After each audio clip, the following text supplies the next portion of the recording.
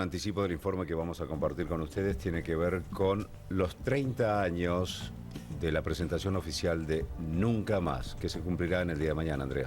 El primer informe sobre delitos de lesa humanidad cometidos durante la dictadura entre el 76 y el 83, que incluyeron torturas, crímenes, el entierro de cadáveres en fosas comunes, la desaparición de personas y la sustracción de bebés recién nacidos en centros clandestinos de detención. 30 años de aquel informe vital que permitió nada más y nada menos que el juicio de las juntas militares.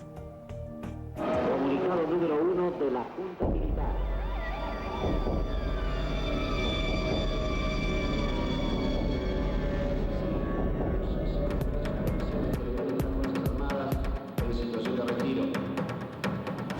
Teniente General Jorge Rafael Videla, Almirante Emilio Eduardo Macera. Solo 5 días después de asumir la presidencia, Raúl Alfonsín hacía realidad uno de los compromisos asumidos durante su campaña electoral. Vinieron a decirnos que traían la paz y nos metieron en la guerra y en una represión atroz e ilegal. Así, el 15 de diciembre de 1983, firmaba el decreto por el cual se creaba una comisión que investigaría el plan sistemático de desaparición, tortura y exterminio puesto en práctica en Argentina a partir del 24 de marzo de 1976. Fue muy impresionante ver las largas filas de gente en la calle Sarmiento, frente al Centro Cultural San Martín, donde teníamos la oficina, para dar más denuncias. Justamente algunas personas por temor o porque no tenían los datos, no lo habían hecho hasta ese momento. Yo te diría que básicamente por temor, ¿no? Ernesto Sábato presidía la Comisión Nacional sobre la Desaparición de Personas. Magdalena Ruiz Guiñazú, René Favaloro, Gregorio Klimovsky y el obispo Jaime de Nevares integraban, entre otros, la Comisión de Notables.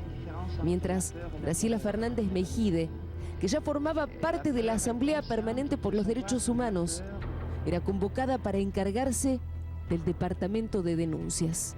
Me parece que aún aquellos que con muy buena intención aceptaron formar parte, sobre todo lo que se llamó la Comisión de Notables, estaban comprometidos con el tema, pero no imaginaban la extensión del horror.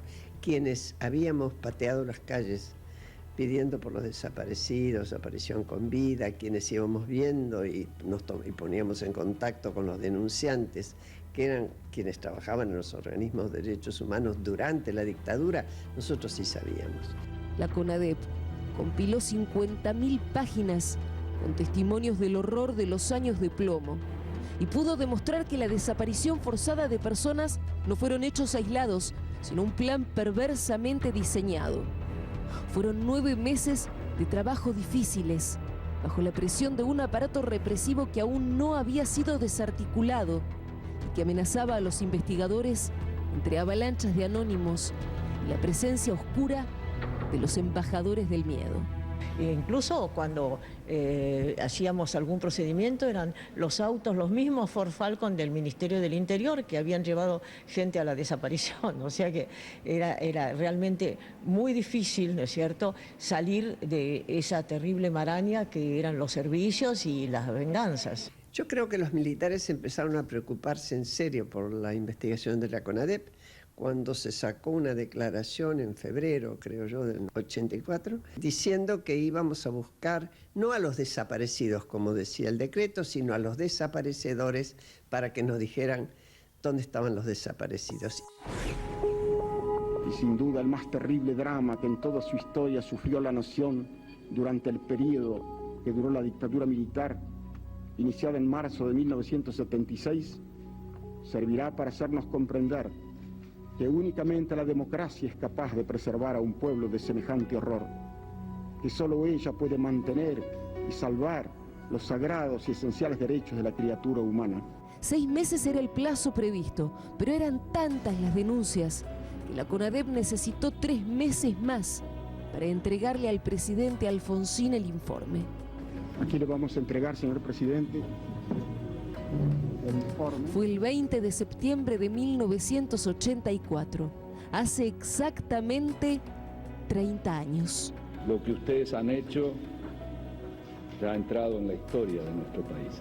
Fue muy impresionante porque, bueno, veníamos de tantos años de dictadura, la sensación, ¿no es cierto?, de que finalmente íbamos a conocer la verdad. Un impacto fortísimo, a punto tal, pero usted fíjese que, y ahí hay una caricatura que está Alfonsín cortándome el micrófono, no se quiso transmitir en directo, porque podría conmover gravemente la opinión pública. Ante la CONADEP, habían declarado familiares de víctimas y sobrevivientes de la represión ilegal, pero fue fundamental el aporte de aquellos que se animaron a volver a los lugares clandestinos de detención para redescubrir el horror. La visita a lo que era el casino de oficiales, que fue el lugar de detención, fue una cosa que realmente no olvidaré en la vida. Sobre todo el coraje de los que habían estado detenidos allí, que iban con los ojos cerrados, porque ahí habían estado vendados, entonces no reconocían con la vista lo que habían tantas veces tanteado con los ojos vendados. Escarbar en una pared y encontrar lo que habían escrito. Borrar una pintura y encontrar abajo de esa pintura lo que ellos habían escrito. Lo digo como signos de lo que eso significaba emocionalmente, ¿no? Bueno, eso hizo posible el juicio de la Junta, ¿sí? Porque si no, no había pruebas, eran desaparecidos, no teníamos pruebas concretas. Fue la base de mi acusación. Yo no presenté otro caso que no figure en el Nunca Más. Yo creo que prácticamente sin el Nunca Más no hubiera sido posible hacer el juicio. Fue fundamental. Quiero utilizar una frase que no me pertenece, porque pertenece ya a todo el pueblo argentino. Señores jueces, nunca más. Silencio en la sala. Nunca más. Nunca más. Nunca más. Algunas de las historias relatadas en el informe se conocían, pero el Nunca Más permitió revelar otras miles y reconstruir el pasado inmediato con una prueba clave para llevar a juicio a las juntas. Recuerdo la reacción del público. Fue impresionante. Hubo que el presidente, el doctor Arlanián, tuvo que mandar desalojar la sala. La gente aplaudía, gritaba. Y esto es impresionante.